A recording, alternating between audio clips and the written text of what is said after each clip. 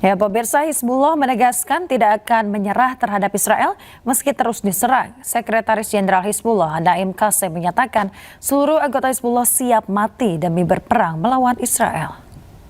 نحن الآن في مرحلة جديدة من تاريخ لبنان ومقاومته وجيشه وشعبه ومستقبله. في مرحلة اسمها مرحلة كسر المشروع الإسرائيلي. فينا نقول بعد كل هالمحاولات اللي عملتها إسرائيل كل هالسنتين ثلاثة وصلنا هلأ لمحل إنه انكسر المشروع.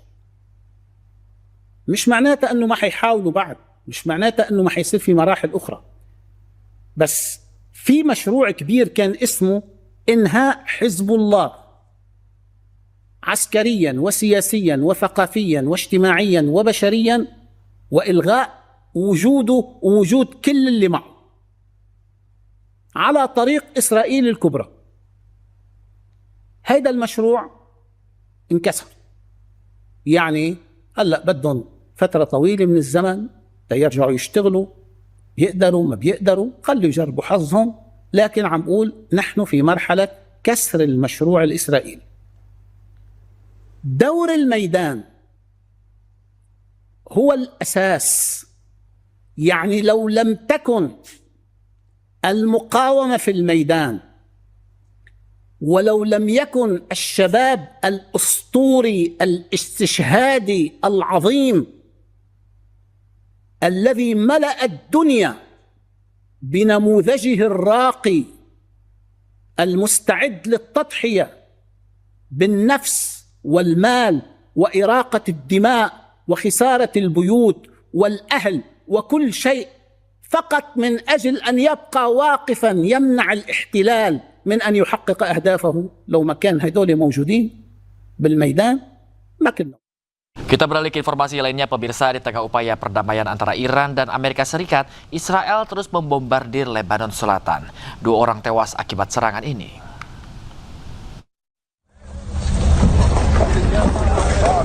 Sejumlah mobil terbakar di Nabatih Al-Fauqa, Lebanon Selatan, usai serangan udara Israel membombardir kendaraan yang terparkir di pinggir jalan. 2 orang dilaporkan tewas, namun belum diketahui data kedua korban. Israel sendiri belum mengumumkan alasan penyerangan yang dilakukan di tengah upaya perdamaian Iran dan Amerika tersebut.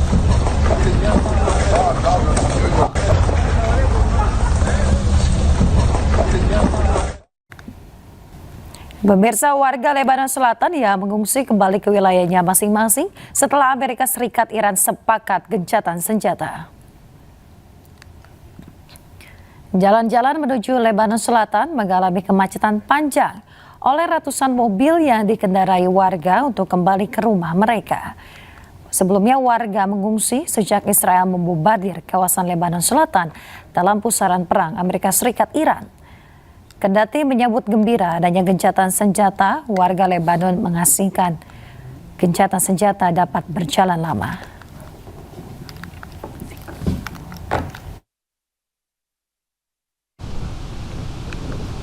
Di tengah perundingan Lebanon dan Israel di Washington, Amerika Serikat berkomitmen jaga kedaulatan Beirut.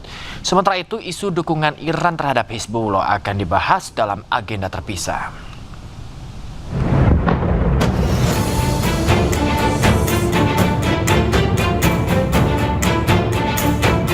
Menteri Luar Negeri Amerika Serikat Marco Rubio menegaskan Washington akan berbicara dengan pemerintah Lebanon terkait berbagai isu. Menurut Rubio, karena Lebanon adalah negara berdaulat, urusan internalnya akan dibahas langsung dengan pemerintah Lebanon, bukan melalui perjanjian Amerika Serikat dan Iran. Rubio mengaku telah berkomunikasi dengan Presiden Lebanon Joseph Aoun sebelum ke Uni Emirat Arab di tengah perundingan Lebanon-Israel di Washington. Ia menambahkan isu dukungan Iran terhadap Hizbullah di Lebanon akan dibahas secara terpisah dengan pihak Teheran. Iran peace deal. Well, that process is separate. It's separate because Lebanon is a sovereign country. It has a government. And when it comes to Lebanon, what's happening inside of Lebanon, we're going to negotiate and deal directly with the Lebanese government. I spoke to President Aoun along with the Vice President a few moments ago, spoke to him on Friday. Their people are there now on the ground directly. So the reason why that issue is always... Now, there's an Iranian issue with regards to Lebanon, and that is their support and sponsorship of Hezbollah.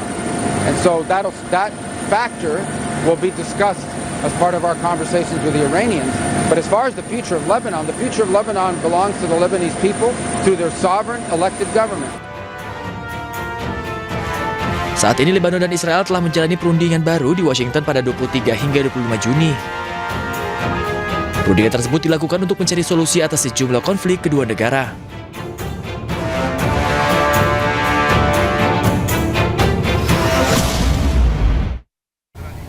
Pemirsa, Amerika Serikat dan Iran berbeda pendapat soal rencana inspeksi Badan Atom PBB ke situs nuklir Teheran. Presiden Amerika Serikat Donald Trump mengatakan inspeksi nuklir Iran akan dilakukan 100%.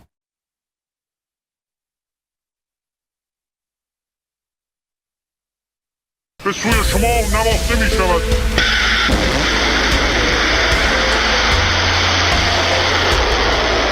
Amerika Serikat kembali tegaskan perlunya inspeksi nuklir di Iran menyusul laporan yang bertentangan dari Teheran. Beda pendapat terkait rencana inspeksi yang akan dilakukan Badan Atom PBB atau IAEA muncul. Meski Iran dan Amerika Serikat sepakati nota kesepahaman damai akhir pekan lalu untuk akhiri perang. Presiden Amerika Serikat Donald Trump menyatakan inspeksi nuklir Iran akan dilakukan 100%. They're wrong. They know they're wrong. They told us inside, and we have it down 100% inspections. And if they were right, I'd cancel the meetings right now. Jubir Kemlu Iran Ismail Baghaei sebelumnya membantah pemerintah mengizinkan IAEA melakukan inspeksi situs nuklir Iran. Baghaei juga menyatakan Iran belum mengadakan pertemuan apapun dengan Dirjen IAEA Rafael Grossi. ما نه دیداری با مدیر کل آژانس بین‌المللی انرژی اتمی داشتیم و نه برنامه‌ای برای بازرسی آژانس از تأسیسات هسته‌ای آسیب دیده ایران ناشی از تجاوز نظامی آمریکا و رژیم صهیونیستی داریم. اساساً در این زمینه هیچ شیوه‌نامه‌ای وجود نداره. ما به عنوان عضو معاهده منع اشاعه، به عنوان کشوری که متعهد به موافقتنامه‌های پادمان هست، روال جاری رو ادامه خواهیم داد و فکر می‌کنم روال جاری هم خیلی روشن هست. Amerika Serikat dan Iran menggelar negosiasi tidak langsung di Burgenstock, Swiss sebagai tindak lanjut penandatanganan nota kesepahaman. Nota kesepahaman mencakup pembukaan kembali Selat Hormuz hingga pencabutan sanksi Amerika Serikat terhadap Iran terkait program nuklir Iran. Iran rutin uji coba dan demonstrasi kemampuan rudalnya sebagai bagian dari strategi pertahanan militer mereka. Presiden Iran mengatakan tidak ada kompromi mengenai pengembangan rudal milik mereka.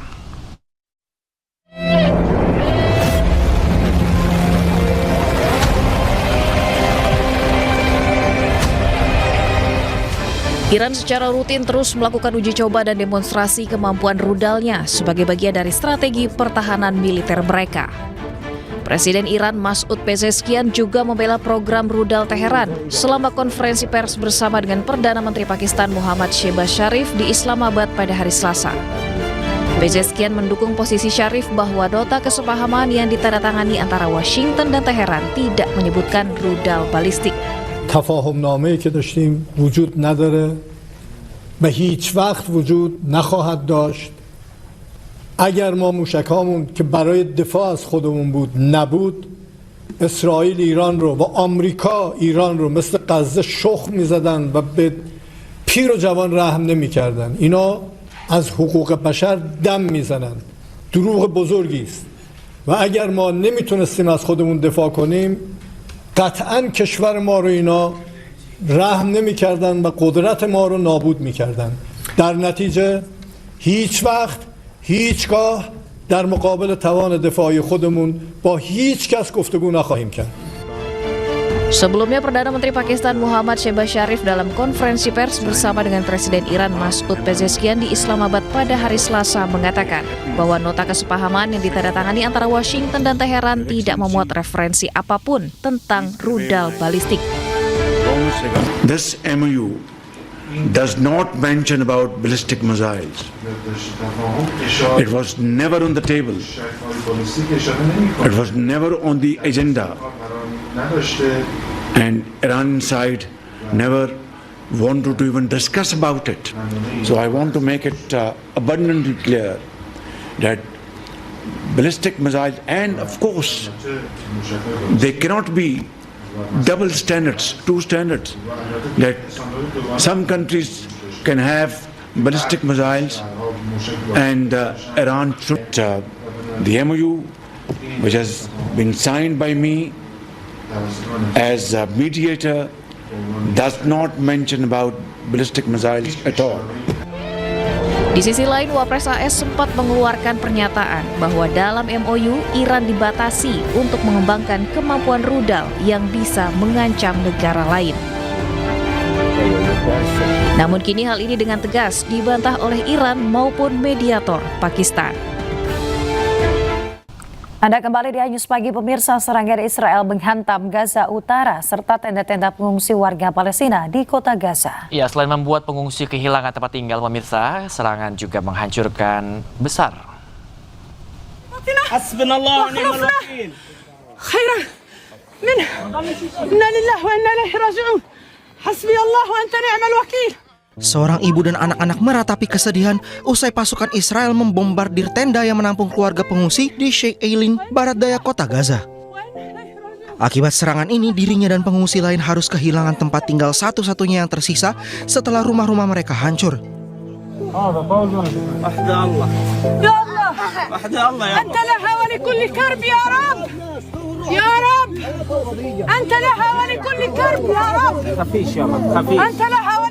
Serangan berbahan peledak berat mengakibatkan kerusakan parah dan luas di penampungan pengungsi ini.